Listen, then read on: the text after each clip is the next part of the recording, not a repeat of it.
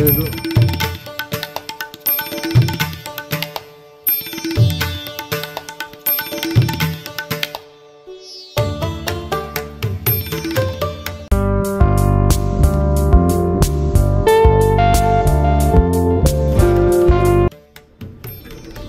Friends सबाई केमन आছেন আপনারা আশা করি খুব ভালো আছেন and welcome back to my channel to a new blog চ্যানেলের নতুন বন্ধুদের অনেক অনেক স্বাগত জানাই।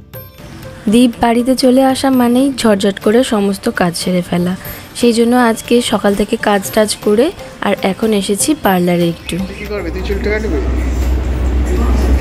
তুইও চুল কাটবি?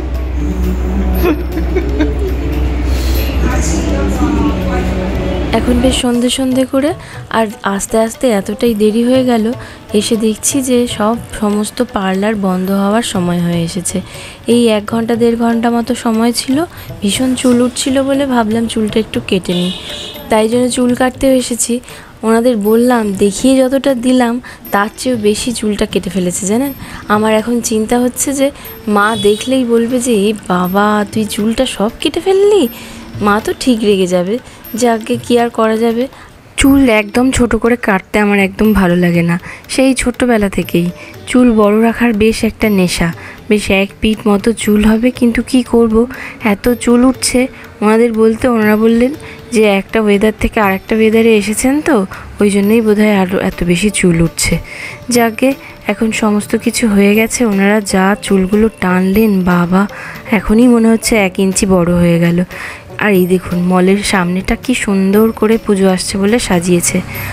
আগেও একদিন এসেছিলাম রনকে নিয়ে, বেচারা পিৎজা খেতে পায়নি কদিন, তাই নিয়ে এসেছিলাম।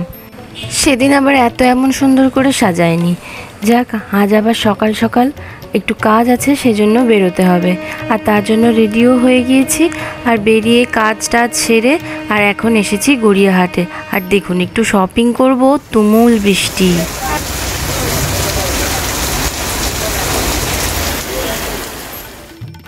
সকালে একটিবার সূর্যি মামা মুখ দেখিয়ে তারপরে যে সেই গম্ভীর হলেন নিয়ে, আর এই এত বৃষ্টি।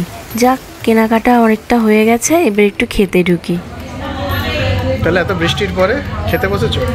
পুরো ভিজে বাবু কালচারে ঢুকেছি, পুরো ভিজে একবারে কাক হয়ে গেছে, ঝোড়ো কাক। সেই অনেক ভোর বেরিয়েছিলাম, তার জন্য খিদেও পেয়ে গিয়েছিল খুব। আর দীপ দেখছি বলছে চলো কোনো ভাত পাওয়া যায় এরকম জায়গায় যাই। তো গড়িয়াহাটের তো কাছাকাছি অনেকগুলো এই ধরনের রেস্টুরেন্ট আছে, তো দেখলাম যে বাবু কালচারটা বেশ ভালো রেটিং, তাই জন্য এখানে ঢুকে পড়েছি। ভেতরটা ঢুকে বেশ ছিমছাম পরিষ্কার সুন্দর, আর একদম ওই আগেকার দিনে পুরনো বাবু করে আঁকা চারিদিকে। আর এই সময়টাই ইলিশ উৎসব চলছিল জানেন তো ওই রেস্টুরেন্টটাতে। আর আমরা অর্ডার করেছিলাম মাটন কিমা দিয়ে এগ ডেভিল, ঝুরি আলু ভাজা, শুক্তো, চিকেন ডাক বাংলো আর ভাত। খাবারগুলো সবগুলোই খেতে খুব ভালো করেছিল, স্পেশালি তো মাটন কিমা দিয়ে এগ ডেভিলটা। আর ওই কাঁসার গ্লাসের জলটা খেতেও যেন খুব মিষ্টি লাগছিল।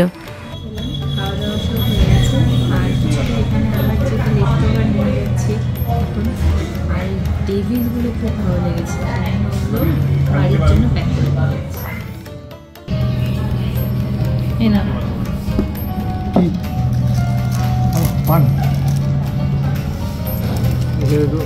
বহু বছর পরে জানেন পান খেলাম, মুখ শুদ্ধিতে ওনারা রেখেছিলেন পান। কি অপূর্ব যে পানগুলো খেতে, মুখে দেওয়ার পরই মিলিয়ে গেল। যাই হোক, বাড়ি তো ফিরে গিয়েছিলাম একটুখানি পোটলায় খাবার বেঁধে নিয়ে, সেটাও খেয়েছে ঘুঘু পাখি, তারও চপটা খুব ভালো লেগেছিল। আর মামনিও বলল বাবু কাসুন্দি দিয়ে চপটা খেতে খুব ভালোই লাগছিল। এখন আবার একটুখানি রেডি হচ্ছি। আর জানেন সকাল থেকে কি ঝামেলা, আমরা যে বেড়াতে যাব বলে কদিন আগে বলেছিলাম, সেই সমস্ত ট্রিপ ক্যান্সেল করতে হলো। কারণ যেসব জায়গাগুলো যাব বলে ঠিক ছিল সব কটাতেই বৃষ্টি। যে যাই বলুন, দেখবেন অতিরিক্ত গরম বা ঠান্ডায় ঘুরে ফেলা যায়, কিন্তু এই গায়ে সবসময় বৃষ্টির জল পড়বে ওতে হয় না। ওই জন্য যাই হোক আবার অন্য একটা জায়গা ঠিক করতে হলো। তো আজ সকাল থেকে আমাদের বেশ একটু জগা খিচুড়ি ব্যাপার চলছে। কদিন তো ওই ওয়েদারটা খারাপ বলে মানে এই যে নিম্নচাপ হয়েছে সেজন্য আমরা বেড়ানোটা আমরা বলছিলাম যে ব্লগে একদিন বলছিলাম যে জামা কাপড় গোছানো হচ্ছে, বেড়াতে যাব। তা যেখানে যাওয়ার ঠিক ছিল জানেন তো, সেটা ক্যান্সেল করতে হয়েছে। তারপরে এই যে ট্রিপ ম্যানেজার, ও এখন যেখানে ঠিক করবে সেখানে যাব। কোথায় ঠিক করেছে সকাল থেকে একটু বলো। আর কোথায় যাবো, আমাদের সেই কমন জায়গা। আমরা তো ভাইজ্যাগটা যেতে পারলাম না, তো এবার যা ওয়েদার দেখছি, যদিও কাছাকাছি এখানেও তাই হবে, দেখি পুরীর দিকে যেতে পারবো নাকি। বাঙালির কমন জায়গা আর কি, দীপুটা, তো সেরকমই যাব বলে ঠিক করেছি। আর সব জায়গাতেই বৃষ্টি দেখাচ্ছে, ইন্ডিয়ার অনেক অনেক জায়গাতেই দেখছিলাম ওয়েদারে, মনসুন সিজন সেইগুলোতে বৃষ্টি দেখাচ্ছে। অ্যাটলিস্ট মানে যেখানে যাব বলে ঠিক করছি সেই দিনটাতে না হলেও সেই দিনগুলোর মধ্যে যে কোনো একটা দুটো দিন তো অবশ্যই দেখাচ্ছে। দেখ এখন বেরোলাম সকাল থেকে একটুখানি সব কিছু করে, যে টুক করে কিছু জিনিস কিনবো বলে। আরও টোটোয় করে যেতে খুব ভালো লাগে, তাই তো? টোটোই যাচ্ছি, ছোটবেলার মতো টোটো।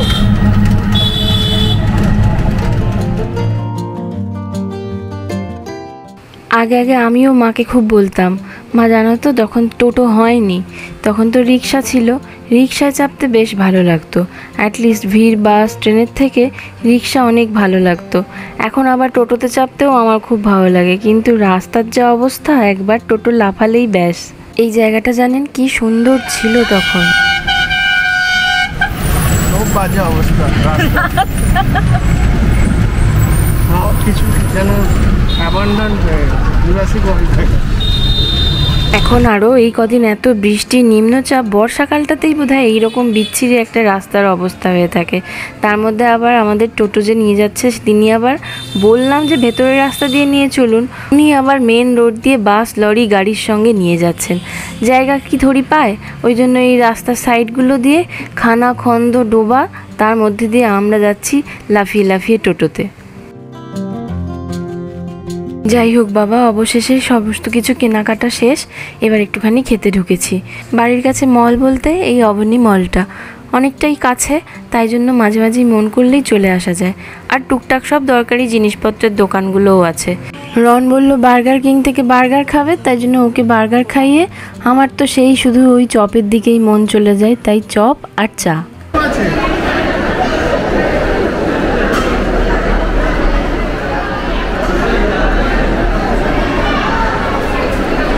চপটা তোমার মুখটা সাইজের করেছে, আজকে আর মনে হচ্ছে রুমালি রুটি আর মাঞ্চুরিয়ান খাওয়া হবে না। বেরোনোর আগে যদিও মামনি বারবার করে বলে দিয়েছি, বাবু বাবি কিন্তু চিকেন মাঞ্চুরিয়ান বানাচ্ছে, সেই বুঝে খাওয়া দাওয়া করো।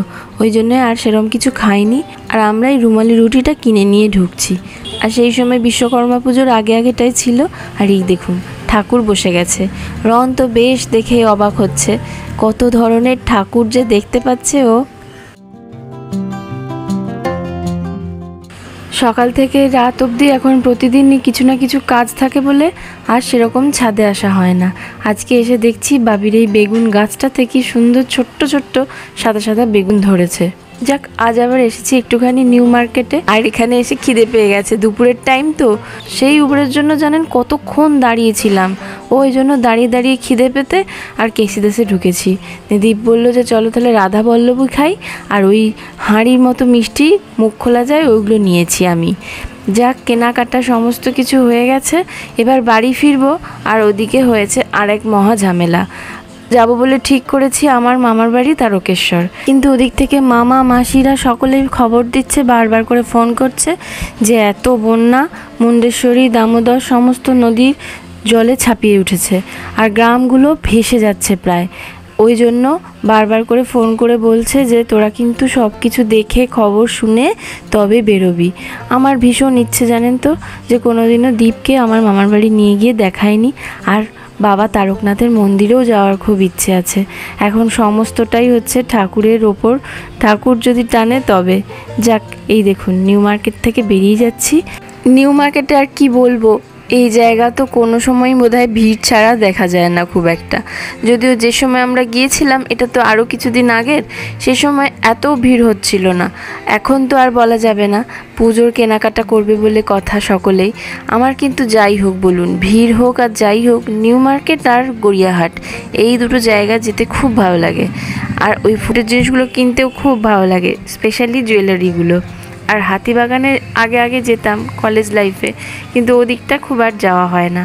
আসলে নিউ মার্কেট আর গড়িয়াহাটে এত ওদের কালেকশন থাকে, মোটামুটি সবই পছন্দ মতো পেয়ে যাই। যাক, এখন দেখা যাক কালকে কি অবস্থা দাঁড়ায়। প্ল্যান তো করা আছে যে সকাল সকাল বেরিয়ে পড়ব, তারপর আবার সবই প্রকৃতির হাতে। ওদিক যদি আবার ডুবে যায় একদমই বেরোনো যাবে না। যাই হোক, আজকের ব্লগটা তবে এখানেই শেষ করি। কি সুন্দর লাগছে দেখুন দ্বিতীয় হুগলি ব্রিজটা সূর্যের ডুবে যাওয়ার আলোটার সঙ্গে। তাহলে চলুন ব্লগটা এখানেই শেষ করি, আবার দেখা হবে নতুন কোনো ব্লগে। ততক্ষণ সকলে খুব খুব ভালো থাকবেন, সুস্থ থাকবেন আর সাবধানে থাকবেন। আর ব্লগটা যদি ভালো লাগে প্লিজ একটু লাইক, শেয়ার আর চ্যানেলটা সাবস্ক্রাইব করার রিকোয়েস্ট রইল। আর ফেসবুক থেকে যারা দেখছেন তারা প্লিজ পারলে একটু পেজটা ফলো করে নেবেন। অনেক অনেক ধন্যবাদ ভিডিওটা দেখার জন্য।